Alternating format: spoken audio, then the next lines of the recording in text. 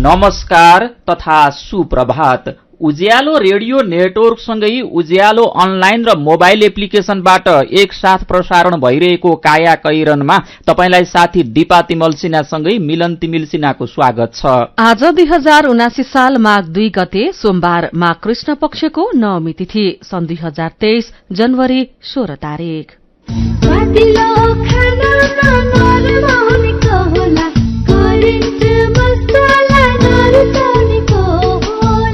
काया कैरनको साथमा करेन्ट मसला र करेन्ट चिया, स्वादको झट्का। काया कैरन सुरु गरौं मुख्य खबरका शीर्षकहरूबाट।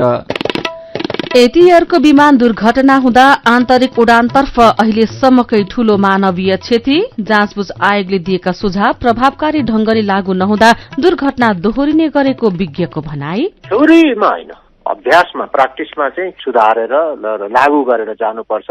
अब यो रिपोर्ट आउँछ सधैँको जस्तो नहोस्। विमान दुर्घटनाको शोकमा सार्वजनिक विदाको औचित्यमाथि प्रश्न। आपतकालीन उद्धार गर्न सरकारसँग आवश्यक संयन्त्र र उपकरणको अभाव। पानीको प्रदूषण हटाउन नेपालमा पहिलो पटक वातावरण मैत्री प्रविधिको प्रयोग। ताल, पोखरी तथा सिमसारको सफाईमा उपयोगी।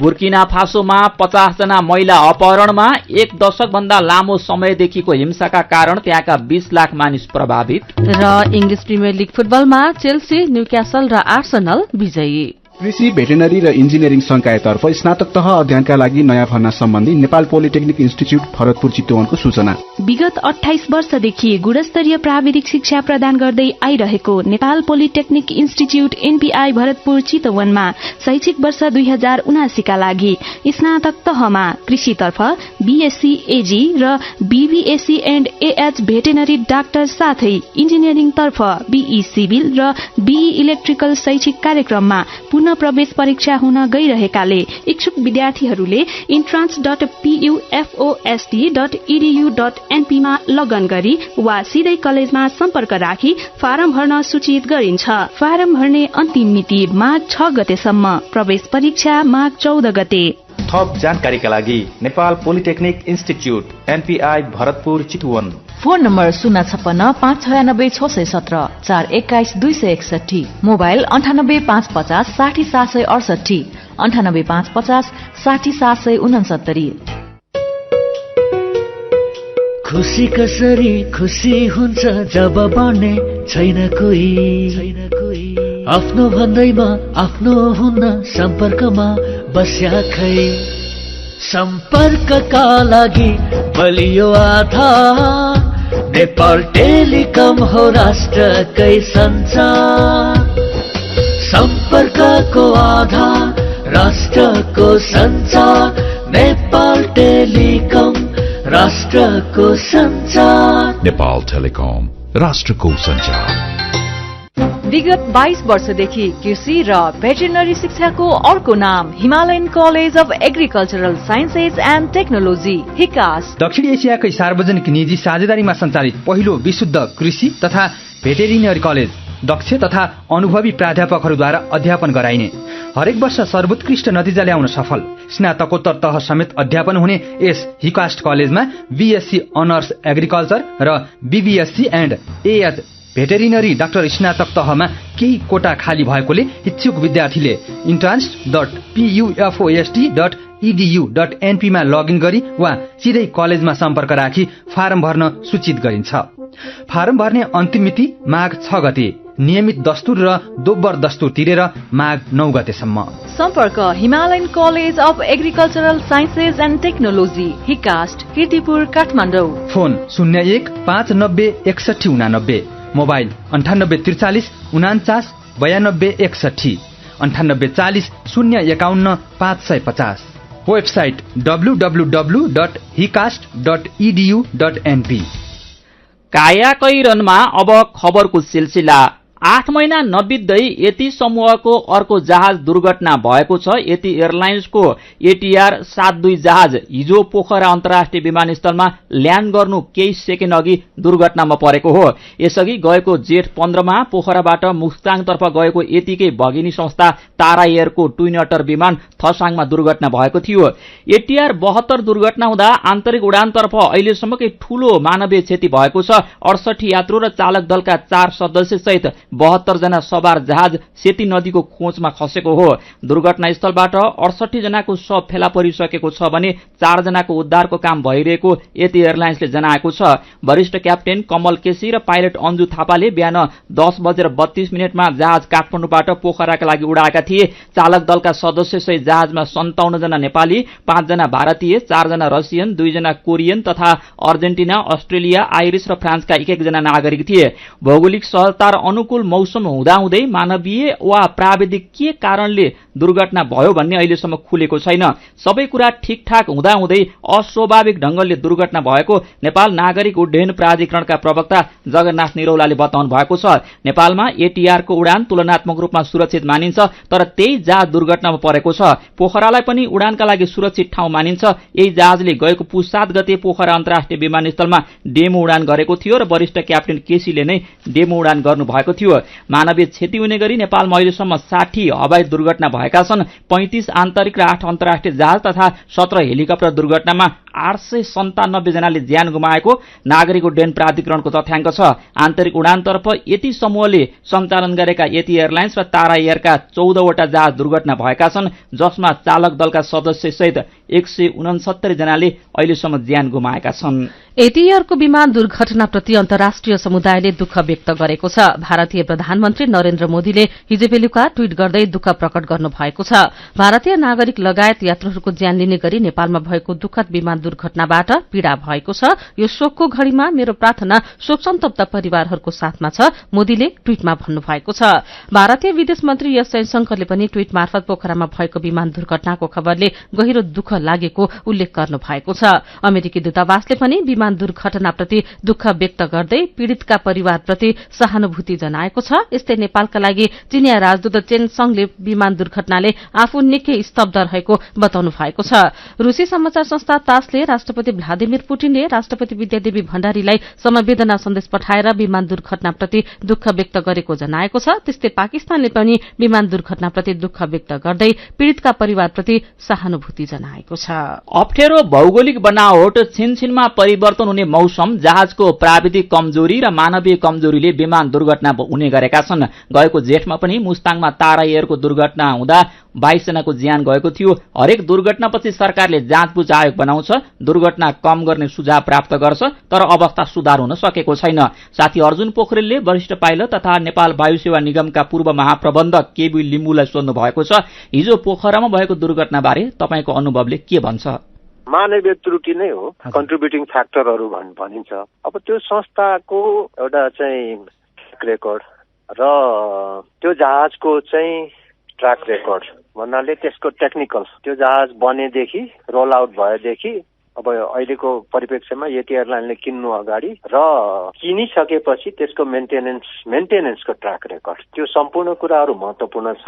इन्जिनियरिङ डिपार्टमेन्टका विभागका र पाइलटहरूको इत्यादिको चाहिँ रिभाइज गरेर हेर्नुपर्ने अवस्था पनि जस्तो लाग्छ मलाई। यो दुर्गम क्षेत्र, भौगोलिक रूपमा कठिन भएका क्षेत्र, छिनछिनमा मौसम परिवर्तन हुने क्षेत्रमा त दुर्घटना भइरहेका खबर आउँथे। अब पछिल्लो समय युएस बंगलाको जहाज काठमाडौँको त्रिभुवन अन्तर्राष्ट्रिय विमानस्थलको परिसरमै खसेको थियो। त्यसपछि पोखरामा यस्तो देखियो। मौसम पनि फ्याक्टर होइन भनेको छ त्यहाँनेरि। सुगममा चाहिँ जहाज दुर्घटना हुने कारणहरू चाहिँ के देख्नुहुन्छ यहाँले? चुस्त दुरुस्त र समय सापेक्ष ट्रेनिङको कुराहरू आउँछ हैन। अब जहाजको मेन्टेनेन्सको ट्र्याक रेकर्ड, हालसालै कुनै मेजर होस् या माइनर कुनै मर्मतसम्मार भएको थिएन। जहाजको चाहिँ रोटेबल कम्पोनेन्टहरूको चाहिँ टाइम एक्सपायरी हुन्छ हैन। यति घण्टा उडेपछि या यति दिन पछाडि त्यो फेर्नु पर्ने हुन्छ, चाहिँ कम्पलसरी हुन्छ हैन। कति कम्पलसरी हुन्छ, कति एडभाइजरीहरू हुन्छ। अब ती कुराहरू भए नगरेको कुराहरू कोरा भाषामा भन्नु पर्दाखेरि झारो टार्ने किसिमले अहिलेकै हिसाबले त्यो आएर त्यसको कुनै अर्थ छैन। हो, मैले त्यही भन्दै थिएँ। विगतमा पनि पटक पटक जाँचबुझ आयोगहरू बने, सुझाव दिए। त्यसकारणले राज्यले चाहिँ पर्यटन मन्त्रालयलाई चाहिँ एउटा महत्त्वपूर्ण मन्त्रालयको हिसाबमा चाहिँ लानै पर्छ, right man in the right place हैन। अब तपाईले के देख्नुहुन्छ अहिलेसम्म भएका यी जाँचबुझ आयोगले दिएका सुझावहरू दुर्घटना न्यूनीकरणको लागि यी कार्यान्वयन कति भयो होलान् र नहुनुको पछाडिको कारण के हो? हैन, पहिलो कुरो त हामीमा अब एक्सिडेन्ट इन्सिडेन्टको चाहिँ एक्सपर्टहरू त्यो किसिमको चाहिँ म्यान पावर ग्रुमिङ भए गरेको छैन र अरू देशमा जस्तै अमेरिकामा एनटीएसबी भन्ने बोर्ड, एनटीएसबी एउटा संस्था छ, त्यो छुट्टै निकाय, त्यो इन्डिपेन्डेन्ट एक्सपर्टिजको एउटा पर्मानेन्ट त्यो किसिमको चाहिँ ग्रुमिङ गर्दै लानुपर्छ। त्यसले सिभिल एभिएसनलाई पनि क्वेसन गर्न सक्ने, चाहे त्यो जोसुकै होस्, र राज्यको माथिल्लो उपल्लो अङ्गको जोसुकै व्यक्तिलाई पनि यो कुराहरू चाहिँ क्वेसन गर्न सक्ने खालको चाहिँ एउटा छुट्टै विभाग खडा गर्नुपर्छ र हामीले अहिलेसम्म गरेका कमी कमजोरीलाई चाहिँ तत्काल थ्योरीमा होइन, अभ्यासमा, प्र्याक्टिसमा चाहिँ त्यसलाई सुधारेर लागू गरेर जानुपर्छ र मोनिटरिङ बलियो हुनुपर्छ। अरू कुराहरू त अब तपाईँको चाहिँ अब यो रिपोर्ट आउँछ सधैँको जस्तो नहोस्। उहाँ हुनुहुन्थ्यो वरिष्ठ पाइलट तथा नेपाल वायु सेवा निगमका पूर्व महाप्रबन्धक केबी लिम्बू। काया कैरनमा विमान दुर्घटनासँग सम्बन्धित थप खबरहरू बाँकी नै छन्, सुन्दै गर्नुहोला। गण्डकी बोर्डिङ स्कूल लामाचौर पोखराको कक्षा 4 को छात्रवृत्ति प्रवेश परीक्षा सम्बन्धी जरुरी सूचना। गण्डकी बोर्डिङ स्कूलद्वारा सञ्चालन गरिने कक्षा 4 को छात्रवृत्ति प्रवेश परीक्षा 2079 माघ 7 गते शनिबार जनता मावि बर्दिवास महोत्तरी, रुद्री पिपल मावि बागलुङ बजार बागलुङ, श्रीकृष्ण संस्कृत तथा साधारण मावि वीरेन्द्रनगर सुर्खेत, दुर्गा लक्ष्मी मावि अत्तरिया कैलाली, सर्वशान्ति मावि कुरिन्टार चितवन, नेपाल राष्ट्रिय मावि भालुवाङ दाङ, शारदा बालिका नमुना मावि धरान सुनसरी, कालिका मानव ज्ञान मावि बुटुवल रूपन्देही तथा गण्डकी बोर्डिङ स्कूल लामाचौर पोखरा केन्द्रमा बिहान 8 बजेदेखि फारम वितरण र त्यसै दिन 11 बजेदेखि परीक्षा सञ्चालन हुने हुँदा सम्बन्धित सबैको जानकारीको लागि यो सूचना प्रसारण गरिएको छ। विस्तृत जानकारीको लागि पुस 20 गतेको गोरखापत्र हेर्नुहुन अथवा गण्डकी बोर्डिङ स्कूलमा सम्पर्क गर्नुहुन अनुरोध छ। सम्पर्क फोन नम्बर 061 44 34 14 44 33 98। प्राचार्य उमेर कम तिमी भन्दा बुद्धि चाहिँ धेरै, डर छैन जे भए पनि बिमा छ मेरै। रोग ब्याध लागिहाले हातमा पैसा छ त, गोजी खाली भयो भने के पो गर्ने हो त? पैसा त जहाँ पनि आफैले त तिर्नुपर्छ नि सुरुमा, होइन र? अरू ठाउँमा पर्ला, सानीमामा पर्दैन। आफ्नो लागि मात्र होइन नि, सबै परिवारको लागि। नेपालमै पहिलो पटक सानीमा बैंक प्रस्तुत गर्दछ फ्यामिली सुपर सेभिङ्स खाता, जसमा आफ्नो सम्पूर्ण परिवारको अस्पताल भर्ना खर्च भुक्तानी गर्नै नपर्ने। प्रत्येक सदस्यलाई रु 1 लाखसम्मको उपचार बिमा र रु 10 लाखसम्मको दुर्घटना बिमा। मेडलाइफ र सिद्धार्थ इन्सुरेन्स लिमिटेडको सहकार्यमा बिमा सुविधा। थप जानकारीका लागि नजिकैको शाखा वा 980119 0119 मा सम्पर्क गर्नुहोला। सानीमा बैंक, सबल अनि विश्वसनीय। सुरक्षित र समृद्ध होस् जिन्दगीको सेरोफेरो, भोलिको लागि सोच्नु पर्ने कर्तव्य हो तिम्रो मेरो। ढुक्क हुन भोलिलाई बिमा गरौँ है, नेसनल लाइफ इन्सुरेन्समा बिमा गरौँ है। विगत 35 वर्षदेखि सञ्चालनरत नेपालकै पहिलो अग्रणी जीवन बिमा company national life insurance company, Lazimpat Kathmandu. विदेशबाट आइएमई गरेको पैसा सिधै तपाईँको मोबाइलमा लिन मिल्छ। अहिलेको अवस्थामा बाहिर गएर पैसा निकाल्न त्यति सजिलो छैन। त्यसैले आफ्नो मोबाइल निकाल्नुहोस्, आइएमई पे डाउनलोड गर्नुहोस् अनि घर बसी बसी आफ्नो रकम प्राप्त गर्नुहोस्। विदेशबाट आइएमई गरेको रकम प्राप्त गर्न आफ्नो मोबाइल फोनमा आइएमई पे डाउनलोड गर्नुहोस्। अब आइएमई गरौँ, आइएमई पे मा प्राप्त गरौँ सजिलै। थोरै बचत धेरै कायदा, बीमाका छन् फाइदै फाइदा।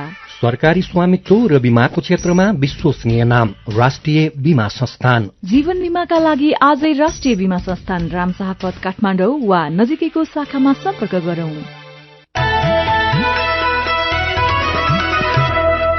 उज्यालो रेडियो नेटवर्कसँगै उज्यालो अनलाइन र मोबाइल एप्लिकेशनमा प्रसारण भइरहेको काया कैरनमा तपाईंलाई फेरि स्वागत छ। यतिन्जेल हामीले यति एयरको विमान दुर्घटना हुँदा आन्तरिक उडानतर्फ अहिलेसम्मकै ठूलो मानवीय क्षति, जाँचबुझ आयोगले दिएका सुझाव प्रभावकारी ढंगले लागू नहुँदा दुर्घटना दोहोरिने गरेको विज्ञको भनाई लगायतका खबर प्रस्तुत गर्यौं। अब बाँकी खबर। सेती नदीको खोजमा यति एयरको विमान खसेको खबर पाएको 10 मिनट भित्रै सेना, प्रहरी र सशस्त्रका सुरक्षाकर्मी घटनास्थलमा पुगेका थिए। विमानमा आगो दन्दनी बलिरहेको थियो। सुरक्षाकर्मीसँग आगो निभाउन न पानी वा दमकल थियो न अन्य उपकरण। आगोको मुस्लो छेउछाउनै जान नसक्ने थियो। माटो फ्याँकेर आगो निभाउने कोशिश गर्यौं। दुर्घटनाग्रस्त विमानमा हामी पुग्दा यात्रुलाई जीवित नै भेट्ने स्थिति थिएन, घटनास्थलमा खटिएका एक सुरक्षाकर्मीले भनेका छन्।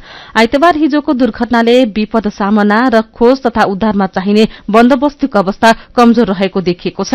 विपद व्यवस्थापन विज्ञ समेत रहेका नेपाल प्रहरीका पूर्व एआईजी ठुले राईले घटना भइसकेपछि सरकारले विपदप्रति कार्यलाई प्रभावकारी बनाउन तदारुकता देखाउने र विस्तारै त्यसलाई बिर्सने गरेको बताउनुभयो। खोज तथा उद्धार भूगोल र अवस्था हेरेर गर्नुपर्ने हुन्छ, त्यसका लागि त्यही अनुसार जनशक्ति र साधन स्रोत चाहिन्छ उहाँले भन्नुभएको छ। पहिले नै जोखिमको तालिम लिएकालाई मात्रै दुर्घटनाको अवस्था हेरेर कस्तो उद्धार टोली खटाउने, के उपकरण प्रयोग गर्ने भन्ने ज्ञान हुन्छ।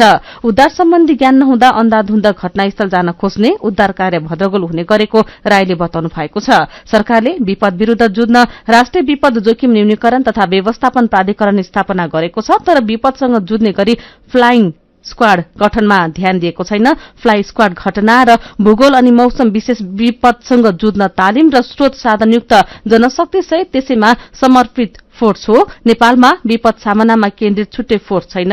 सुरक्षा निकायभित्रै एकाध युनिटका जनशक्तिलाई विपद सम्बन्धी काममा केन्द्रित गराइएको छ। यस्तै नेपालमा सड़क दुर्घटना र त्यसबाट भएको मानवीय क्षतिको अवस्था पनि डरलाग्दो छ। नेपाल प्रहरीको तथ्याङ्क अनुसार आर्थिक वर्ष 2072-73 यता सड़क दुर्घटनाबाट 12,996 जनाको ज्यान गएको छ भने 1,286 जना अंगभंग भएका छन्। आपतकालीन खोज तथा उद्धार गर्नुपर्ने घटना देशभित्र पटक पटक भइरहेका छन्। त्यसमा मानिसको ज्यान समेत गइरहेकै हुन्छ, तर त्यसबाट पाठ सिकेर प्रभावकारी उपकरण व्यवस्थापन र त्यसमा केन्द्रित संयन्त्र तयार पार्न सरकारले ध्यान दिएको छैन। कान्तिपुर दैनिकले खबर छापेको छ। पोखरामा भएको विमान दुर्घटनामा परि मृत्युवरण गरेकाहरूको शोकमा सरकारले आज सार्वजनिक बिदा दिएको छ। हिजो बिहान भएको दुर्घटनापछि प्रधानमन्त्री निवास बालुवाटारमा बसेको मन्त्री परिषदको आकस्मिक बैठकले राष्ट्रिय शोकका रूपमा देशभर सार्वजनिक बिदा दिने निर्णय गरेको हो। तर सरकारको यो निर्णयको चौतर्फी आलोचना भएको छ। मन्त्री परिषदले भावनात्मक निर्णय गरेर राज्यलाई भार पर्ने काम गरेको छ। आउँदा दिनमा हवाई तथा स्थल मार्गमा दुर्घटना भएमा सार्वजनिक बिदा दिने कि नदिने सरकारको निर्णयले कस्तो नजिर बसाउला भन्ने प्रश्न पनि उठेको आजको नयाँ पत्रिका दैनिकले छापेको छ। नीति अनुसन्धान प्रतिष्ठानका अध्यक्ष डाक्टर विष्णुराज उप्रेतीले सरकारले घोषणा गरेको सार्वजनिक बिदा आवश्यक नभएको बताउनुभयो। यसले राष्ट्रलाई भार पर्ने उहाँको भनाइ छ। सार्वजनिक बिदा दिएर मात्र यस्तो घटनामा मनोवैज्ञानिक न्याय हुँदैन। उहाँले भन्नुभयो, जेमा पनि सार्वजनिक बिदा घोषणा गर्दा आर्थिक रूपमा थलिएको राष्ट्रलाई थप भार मात्र पर्छ। मेरो पनि भन्नु छ। हिजो पोखरामा भएको विमान दुर्घटनाका सन्दर्भमा तपाईले नै सामाजिक सञ्जाल ट्विटरमा व्यक्त गर्नुभएका विचार र प्रतिक्रियालाई आजको मेरो पनि भन्नु छमा समेटेका छौं। कांग्रेस महामन्त्री समेत रहनुभएका विश्वप्रकाश शर्माले लेख्नु भएको छ, जहाज दुर्घटना र दर्जनौं मृत्युले स्तब्ध क्षणमा जति मर्माहत छौं, फेरि यस्तो नहोस् भनेर त्यति नै गम्भीर बनौं।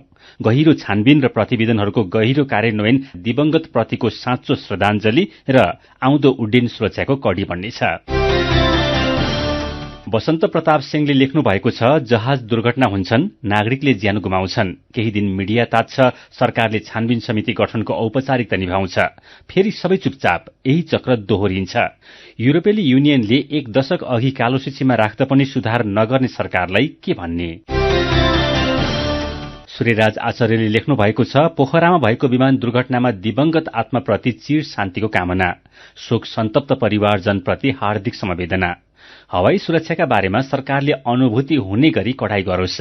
नेपाली आकाशमा बारम्बारको दुर्घटनालाई सामान्य रूपमा नलियोस्। डाक्टर रामेश कोइरालाले लेख्नु भएको छ, प्रधानमन्त्रीज्यू, हवाई दुर्घटनामा शोक त सही हो, तर बिदा त अलि अचानकली भएन र? सबै सड़क, वायु र जल यातायातका दुर्घटनामा बिदा दिने हो? होइन भने यो के हो? किन हो? बिदाकै कारण मैले भोलि 7वटा मुटुका अपरेसन स्थगित गर्नुपर्छ। भएन, पटक्कै भएन। अनि ज्ञानी म ट्विटर ह्यान्डल भएका साथीले लेख्नु भएको छ, शोक त छँदैछ, हार्दिक समवेदना, तर सार्वजनिक बिदा किन? सरकारले बिदा दिने टालटुले निर्णय गरेर मात्रै चल्दैन। सचेतना र सजगता अपनाउने अनि समस्या पहिल्याउने काम गर्नुपर्छ। विचारको लागि तपाईलाई धन्यवाद। मेरो पनि भन्नु छ।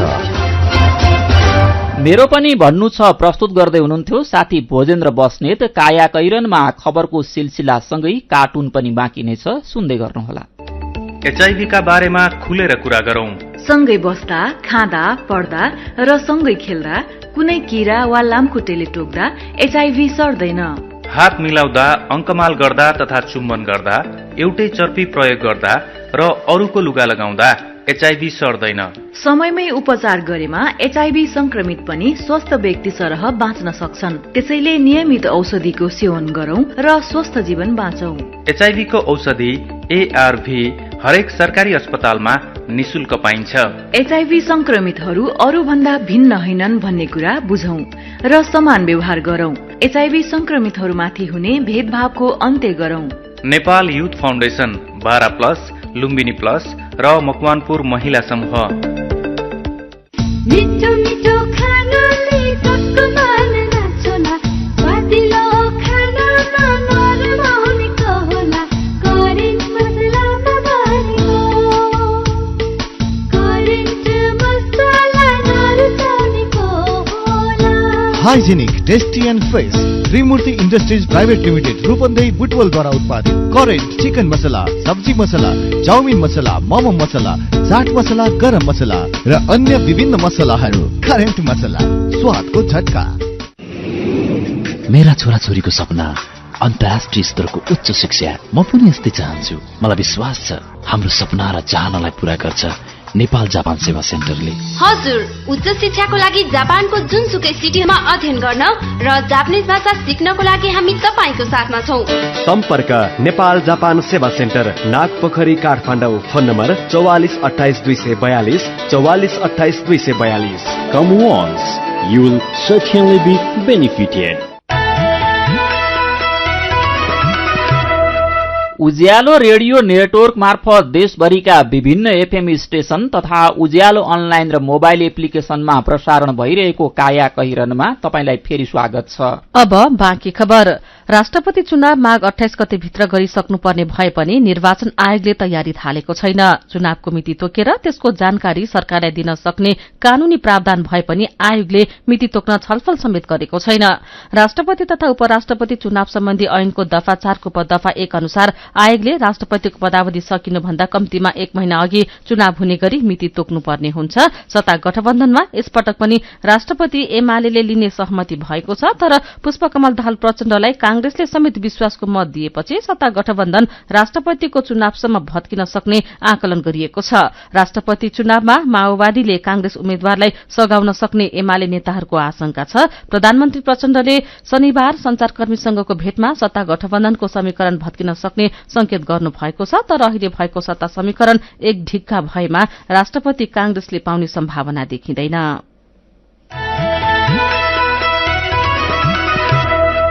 ताल, पोखरी तथा सिमसारमा पानीको प्रदूषण हटाउन नेपालमै पहिलो पटक FTWS नामक वातावरण मैत्री प्रविधि प्रयोगमा ल्याइएको छ। ललितपुर महानगरपालिकामा रहेको नागदहमा फ्लोटिङ ट्रिटमेन्ट वेटल्याण्ड सिस्टम FTWS को प्रयोग शुरू गरिएको हो।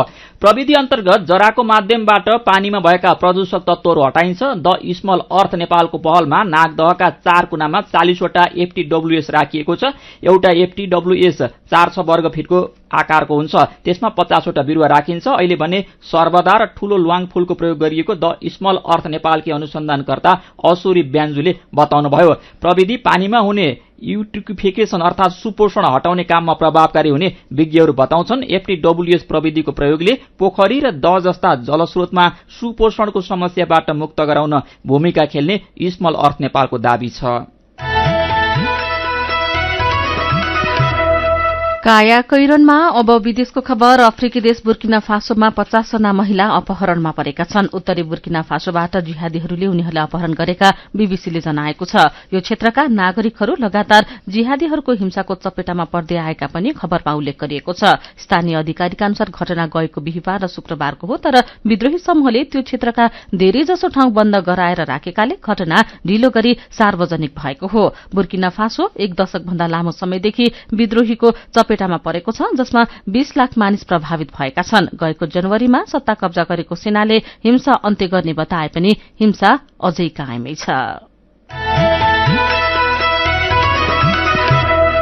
अब खेल खबर। इंग्लिश प्रिमियर लीग फुटबलमा चेल्सी, न्यूक्यासल र आर्सेनल विजयी भएका छन्। गैराती भएको खेलमा चेल्सीले क्रिस्टल प्यालेसलाई 1-0 गोल अन्तरले हरायो। चेल्सीको जितमा काई हावर्ड्सले खेलको 65औं मिनटमा गरेको गोल नै निर्णायक बन्यो। जितसँगै 19 खेलमा 28 अङ्क जोडेको चेल्सी तालिकाको 10औं स्थानमा छ। क्रिस्टल प्यालेस 22 अङ्क जोडेर 12औं स्थानमा छ। यस्तै गैराती नै भएको अर्को खेलमा न्यूक्यासलले फुलहामलाई 1-0 गोल अन्तरले हराएको छ। जितसँगै अङ्क तालिकाको तेस्रो स्थानमा रहेको न्यूक्यासलले 38 अङ्क जोडेको छ। यस्तै रातिकै अर्को खेलमा टोटनह्याम आर्सेनलसँग 2-0 गोल अन्तरले पराजित भएको छ। जितपछि शीर्ष स्थानको आर्सेनलले 47 अङ्क जोडेको छ। अङ्क तालिकाको दोस्रो स्थानमा रहेको म्यानचेस्टर सिटीको 39 अङ्क छ।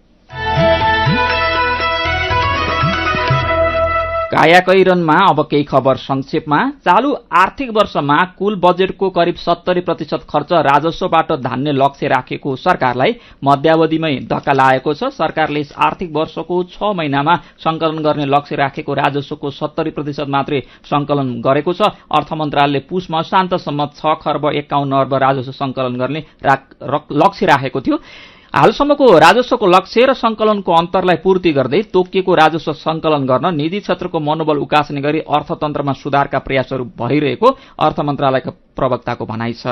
वंशावली निकाल्न सक्छिन् भनेर शुरूमा उहाँलाई कसैले पत्याएका थिएनन्, तर निरन्तर 6 वर्ष खोज अनुसन्धानमा लाग्नुभयो। अन्ततः फागो यकयुग वंशावली तयार पार्न उहाँ सफल हुनुभयो। संखुवासभा चैनपुर 1 नुन ढाकीकी 28 वर्षीय अनिता यकयुग लिम्बु आफ्नो जाति वा थरको ऐतिहासिक सांस्कृतिक पक्ष केलाउँदै सामाजिक, आर्थिक र पारिवारिक वंशवृक्षको विषयमा पुस्तक तयार गरेर वंशावली लेख्ने पहिलो महिला बन्नु भएको छ। त्रिभुवन विश्वविद्यालयबाट समाजशास्त्रमा स्नातकोत्तर अनिता वंशावली निकाल्न र खोज अनुसन्धान गर्न महिलाले पनि सक्छन् भन्ने गतिलो उदाहरण बन्नु भएको खबर कान्तिपुरले छापेको छ। चराहरूलाई पनि जाडो हुन्छ। हिउँदमा सर्वाधिक जाडो हुने भूभागबाट चराका बथान यात्रा गर्छन्, चिसो छल्छन्। आफू पुगेका भूभागमा बिस्तारै गर्मी सुरु भएपछि फेरि चिसो ठाउँ फर्कन्छन्। फिरन्ते चराको यो यात्राको एउटा ट्रान्जिट नेपाल पनि हो। सगरमाथा नागेर आउने चराका बथान नेपाली भूभागका ताल तलैया र समथर फाँटहरूमा बसाई गरुन्जेल आहारा खोज्छन्। कतिपयले प्रजनन पनि गर्छन्। तर त्यस्ता फिरन्ते चराका प्रजातिको नेपाल आगमन घटेको छ। चितवनका नदी, खोला, खोल्सा र ताल तलैयामा यसपल्ट गरिएको पानी चराको गणनाले संख्या कम हुँदै गएको देखाएको हो। नेपाली मुल्की रिता गुरुङ हङकङको महिला आयोग सदस्यमा नियुक्त हुनु भएको छ। हङकङ नेपाली महासंघ र नेपाल क्लब हङकङकी अध्यक्ष गुरुङलाई आइतबार हिजोदेखि नै लागू हुने गरी गृह तथा युवा मामिला मन्त्रालय अन्तर्गतको त्यो आयोगमा जिम्मेवारी दिइएको हो। हङकङको उच्च सरकारी स्तरमा नियुक्त गुरुङ नेपाली मूलकी पहिलो महिला हुनुहुन्छ। नारायणी नदीमा मिनी क्रूज शिप सञ्चालनमा आएको छ। भरतपुर 16 मंगलपुर काभ्रे घाटमा सञ्चालक कम्पनीले हिजोदेखि व्यावसायिक रूपमा सञ्चालनमा ल्याएको हो। 2 तले मिनी क्रूज शिपमा 200 जना भन्दा धेरै यात्रु क्षमताको छ, तर तत्कालका लागि 180 जनालाई राखेर नारायणीमा सयर गराइने सञ्चालक कम्पनी राइनो वाटर इन्टरटेनमेन्ट प्रालीले जनाएको छ। चीन जोड्ने चर्चित उत्तरी नाकामध्ये केरुङ रसुवा गढीबाट पुस्तेर यता निर्यात भइरहँदा तातो पानीमा आंशिक आयात हुँदै आएको 7 वर्ष पुगिसकेको छ। केरुङसहित अन्य नाकाको चमक फर्किरहँदा पुरानो व्यापारिक केन्द्र र कैलाश मानसरोवर जाने मुख्य मार्ग तातो पानीलाई चीनले प्राथमिकतामा राखेको छैन। अन्यमा चाहिँ भौतिक संरचनामा पुरै तयार तातोपानीमा अत्याधुनिक भव्य सुक्खा बन्दरगाह भवन र ऐतिहासिक मेटेरी पुल सुनसान भएका छन्। काया कैरनमा अब पालो आयो उखानको। हुने हार दैव नटार। उखानसँगै हामी काया कैरनको अन्त्यमा आइपुगेका छौं। आजका मुख्य खबर फेरि एकपटक। एटीआरको विमान दुर्घटना हुँदा आन्तरिक उडानतर्फ अहिलेसम्मकै ठूलो मानवीय क्षति। जाँचबुझ आयोगले दिएका सुझाव प्रभावकारी ढंगले लागू नहुँदा दुर्घटना दोहोरिने गरेको विज्ञको भनाई। विमान दुर्घटनाको शोकमा सार्वजनिक विदाको औचित्यमाथि प्रश्न। आपतकालीन उद्धार गर्न सरकारसँग आवश्यक संयन्त्र र उपकरणको अभाव। पानीको प्रदूषण हटाउन नेपालमा पहिलो पटक वातावरण मैत्री प्रविधिको प्रयोग। ताल, पोखरी तथा सिमसारको सफाईमा उपयोगी। अफ्रिकी देश बुर्किना फासोमा 50 जना महिला अपहरणमा 1 दशक भन्दा लामो समयदेखिको हिंसाका कारण त्यहाँका 20 लाख मानिस प्रभावित। र इंग्लिश प्रिमियर लीग फुटबलमा चेल्सी, न्यूक्यासल र आर्सेनल विजयी। र अन्त्यमा आजको कार्टुन। आज हामीले हिमालय टाइम्समा चसक्क शीर्षकमा महेश बस्ताकोटीले बनाउनु भएको कार्टुन लिएका छौं। दुर्घटनास्थलमा उद्धारमा सहयोग गर्नुको सट्टा रमिता हेर्ने, सेल्फी खिच्ने र टिकटक बनाउनेहरूलाई यो कार्टुनले व्यङ्ग्य गरेको छ। हिजो पोखरामा भएको विमान दुर्घटनास्थलमा पनि उद्धार गर्ने भन्दा रमितीहरू धेरै हुँदा उद्धारमा कठिनाई भयो। कतिपयले दुर्घटनास्थलमा फोटो सेसन र टिकटक बनाउने गरेको पनि देखियो। यहाँ कार्टुनमा यस्तै खालका दुईजना मान्छे दुर्घटनास्थलमा छन्। पछिल्लोतिर धुवाको मुस्लो उडिरहेको छ। रमिता हेर्न गएका मध्ये एउटाले हातको मोबाइल अनुहारतिर फर्काएर सेल्फी खिच्दैछ, अनि पछिल्लोतिर रहेको मान्छे चाहिँ पोज दिएर भन्दैछन्, सबै आओस् है, राम्ररी खिच। आजको कायाकैरन सकिएको छ। उज्यालो मोबाइल र अनलाइनमा प्रसारण भइरहेका रेडियो र अनलाइनका सामग्री भाइबरमा पनि उपलब्ध छन्। कायाकैरनबाट प्राविधिक साथी प्रवीण श्रेष्ठसँगै हामी पनि बिदा माग्छौं। घर बाहिर निस्कँदा मास्क लगाउन नबिर्सौं। नमस्कार।